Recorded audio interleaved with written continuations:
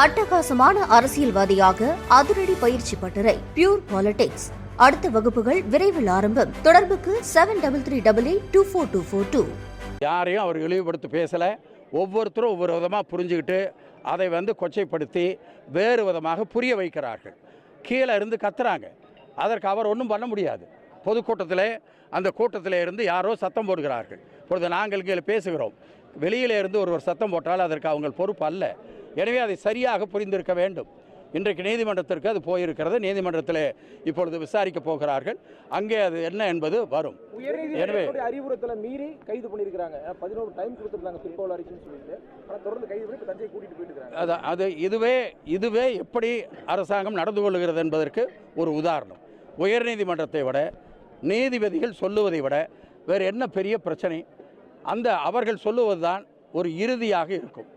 அது எதிர்க்கட்சிக்காக இருந்தாலும் சரி, ஆளுங்கட்சிக்காக இருந்தாலும் சரி, அதிகாரிகளுக்காக இருந்தாலும் யாருக்காக இருந்தாலும் நீதிபதிகள் சொல்லுவதுதான் இறுதி முடிவாக இருக்க வேண்டும்.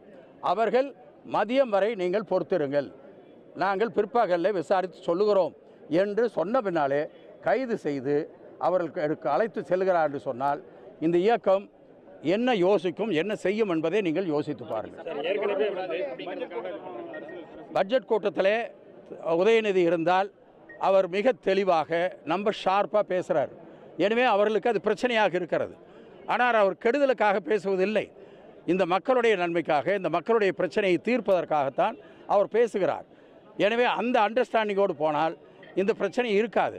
எனவே அதை தடுக்க வேண்டும் என்பதற்காக இன்றைக்கு கைது செய்வது என்பது என்ன நியாயம் என்று தெரியவில்லை. நீதிமன்றம் என்ன சொல்லுகிறதோ அதற்கு நிச்சயமாக திராவிட முன்னேற்ற கழகம் அது என்றைக்குமே சட்டத்திட்டங்களை கடைபிடிக்கிற ஒரு கட்சி. அதனால் அந்த ஒழுக்கம் கட்டுப்பாட்டோடு நடக்கிற கட்சி. அதன் காரணத்தால் நீதிமன்றத்துடைய கருத்தை அவர்களுடைய என்ன ஜட்ஜ்மெண்ட் வருகிறதோ அதற்கேற்ப திராவிட முன்னேற்ற கழகத்துடைய நடவடிக்கை இருக்கும்.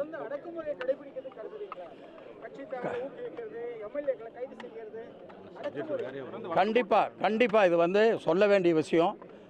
அதாவது ஒரு ஜனநாயகத்தில் எதை சொல்லலாம் என்ற சில உரிமைகள் இருக்கிறது. அதற்கு கோர்ட்டை கூட சொன்னார்கள். ஏதாவது அவர்கள் தவறாக சொல்லியிருந்தால் வழக்கு பதிவு செய்யுங்கள், உடனே கைது செய்து உள்ளே போடுவோம் என்பது அர்த்தம் அல்ல.